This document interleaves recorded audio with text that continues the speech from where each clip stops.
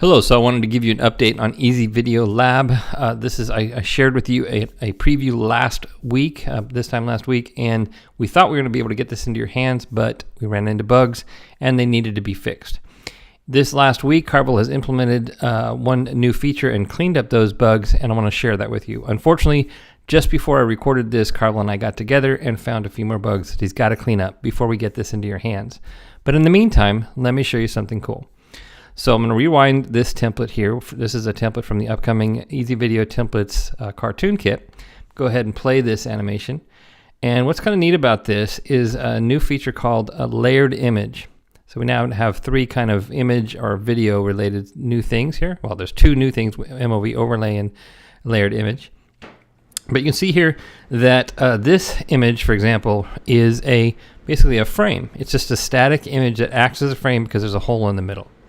And I've got also a layered image down here that acts as the background. So a lot of you will be excited to see this because we've had this requested a lot to have kind of more traditional background. So now you basically can plunk in an image and set its duration, and it's going to be acting as the background if you want it to. And that includes the ability to do JPEG images, and hopefully we're looking into being able to do SVG images. They won't be able to be vector, at least in Easy Video Lab. They'll have to be converted to bitmap, but at least we're looking into the ability to import that. So what's kind of neat about this is we now can do kind of more standard framing. Now some people might look at this and go, well, you've had image animation for a while and it has the appear feature. Wouldn't that have allowed us to do the same thing? And unfortunately, no. Let me go ahead and show you here. So I've got this character animating like this now, coming from the bottom, right? But if I change it to appear, in theory, it's just going to go ahead and be there right away. Let's go ahead and do that.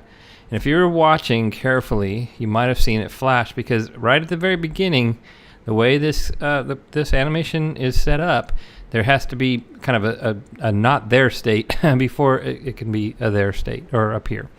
And you know, I don't understand programming, to be honest myself, but it's simply the way this particular feature was implemented and really couldn't do anything about it. And sometimes that's the way programming is.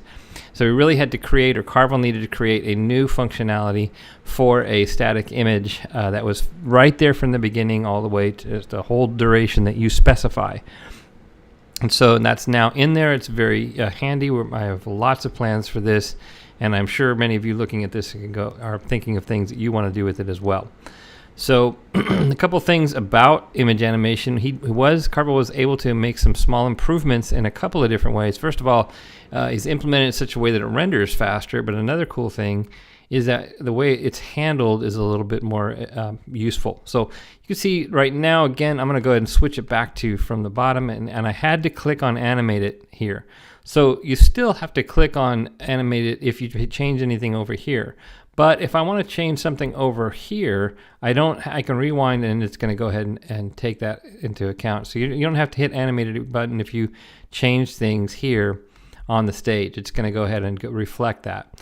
So that's pretty useful because it was Carvel even himself was finding that, oh, that's just tedious. So he changed that. Now here's another thing I really think is useful and great is if I take this image here and let's say, by the way, deselecting off the stage is going to deselect it. And that's useful. Really, if you're going to go on and work on something else, you need to do that. I'm starting to get in the habit of that, as you just kind of can see here. I'm going to click on this and then come back to it. And you can see that's going to give me my bounding box and allow me to work with it. So if you ever run into where you can't select it, just select something else and then you'll be able to select whatever you're talking about. So I'm going to drag this off the stage here. And then I'm going to click on something else right here. Let's just get something.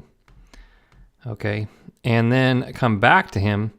And I can get at him again. So now you can't really lose them. You can, if you've accidentally get it off the stage, you can bring it back. And then again, I don't have to click on the animated button again. It's going to take effect. So those are just kind of some nice workflow features that Carvel has implemented. There's a couple of the new layered image functionality is not going to be implemented in the library yet. We will eventually do that. We just don't want to keep you waiting anymore. But once we get the bugs cleaned out, we're going to get this in your hands. Thanks for your patience. Thanks for your support. And thanks for checking out this video. Have a great weekend.